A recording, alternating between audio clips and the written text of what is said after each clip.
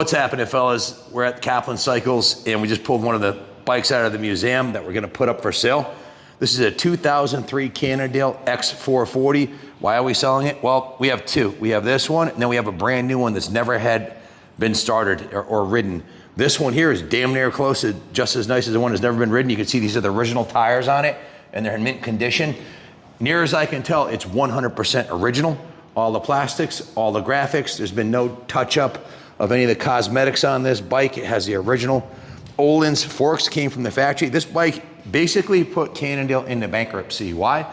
They spent $80 million in development. They're a small American company, and they were looking to set the world on fire. So they came up with some concepts and ways of doing things that were very expensive, starting with the Öhlins suspension, the aluminum frame. It's Öhlins shock in the back too. And by today's numbers, you'd be looking at about $3 grand for the fork and triple clamps and about $2 grand for the shock. There's $5 grand with their suspension on the bike. Wholly made in the USA, engineered in the USA. It's a 4-stroke, single cylinder, 440 cc. It has a reversed engine. That means the air intake is in the front, up underneath the steering stem, and the exhaust exits in the back. Sound familiar? That's what Yamaha's been doing since they copied the idea from Cannondale. It was an excellent idea. Lower centralization of mass. Everything, the weight is more centralization of mass and lower mass, and it makes sense to have the exhaust go out the back rather than wrap around the engine and the intake to come in the front. It just makes more sense. That's what Yamaha's been doing ever since then. Disc brakes front and rear. The saddle on the bike is the original Cannondale saddle. You can see it has some really nice upholstery work done on here that most Japanese bikes wouldn't have. The quality of the exhaust, it looks like something you'd see on a show bike. The rims, the Nissan brakes, or Nissan brakes, I guess, Nissan brakes. Bike's never been raced or abused. It's been on display primarily since it's been brand new. Very expensive bike when they were new, and most of them were ridden into the ground and raced. Keith Johnson raced one on the AMA National Circuit. You can see it has the original serial numbered handlebars, crossbar pad. Bike's in outstanding condition. Maybe a little bit of shelf wear on the graphics, maybe one little nick right there. The graphics up here look great. Maybe a little nick over here, but we didn't want to mess with the originality of this thing.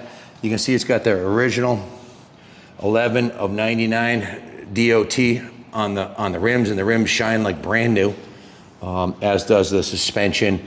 The frame is a two-piece frame. It's actually, the cradle is bolted on here to make it easier to remove the engine and service it. It's liquid cooled, fuel injected.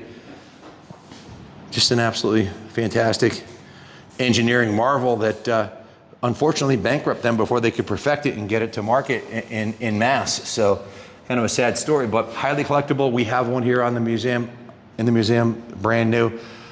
This bike, we have not run this bike. We did turn it over. The engine is not seized. The transmission goes through the gears. We did a compression test. It's low on compression. It may need a valve adjustment. I don't know, but it's not a bike that's been raced and hammered into the ground. It's just been on display for 20 plus years and maybe ridden, I would say, less than 5 hours total ride time. There's no way that knobby would look like that with any more ride time than that. Billy, did I leave anything out? Ken, you nailed them all right on the head, but I'd see one thing here is oil in the frames. What an interesting feature on that. You know, big dry sump engine with lots of room for oil in the frame here, and a cassette transmission. I think Cannondale was thinking ahead to the future, maybe this engine being used as a road race engine. Oh, wow. With a cassette transmission, you could pull the whole thing out with just a few bolts and put it back in with different ratios for different racetracks. Pretty cool. Yes.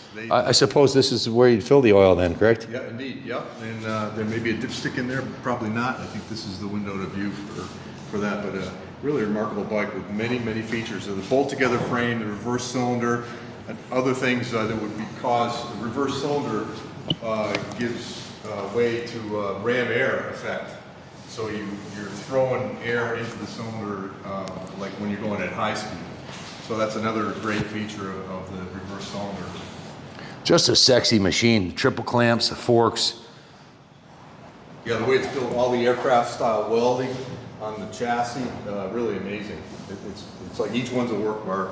Absolutely, and really that's all we've used ours as. It's been on display in the museum, the brand new one that we're afraid to ride because it's brand new, and once you ride it, it's not new anymore than this one, which only has a couple hours on it, but it's kind of redundant to have two. So this one's going up for sale. If you have any questions about it, give us a call, 860-454-7024. Haven't seen one this nice come up in a long time. This one's a diamond. Hopefully it goes to a good home. God bless all of you, and God bless America.